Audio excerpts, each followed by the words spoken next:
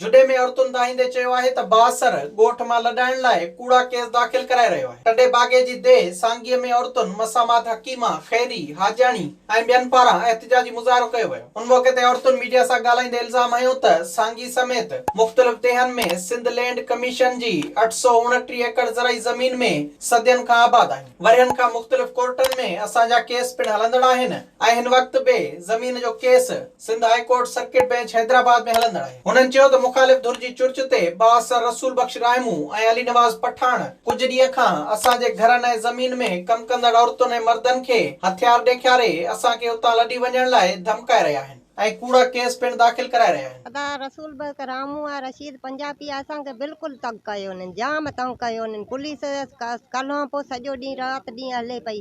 असांजा माण्हू रोज़े रखण ई महिल सेब केॾां विया असीं रुॻियूं मायूं आहियूं, औरतूं आहियूं, घर में वेठियूं आहियूं। उन्ही जा बचनि जी रीह लॻी पई आहे, थां उछले विया आहिनि, घड़ा उछले विया आहिनि, रलियूं टपड़ उछले विया आहिनि, खटूं ऊंधियूं करे विया आहिनि। इहो असांखे नाजाइज़ी बिल्कुलु पुलिस कई आहे, जाम कई आहे, कराई आहे रसूल बख्श राम में कराई आहे, रशीद पंजाबी कराई आहे। टिॼ उभरियो पुलिस आई आहे, असांखे थुॾा थी हणे, असांजा ठिकर पखड़े छॾिया आहिनि, हंध बिस्तरा असांजूं खटूं उछले छॾियूं आहिनि।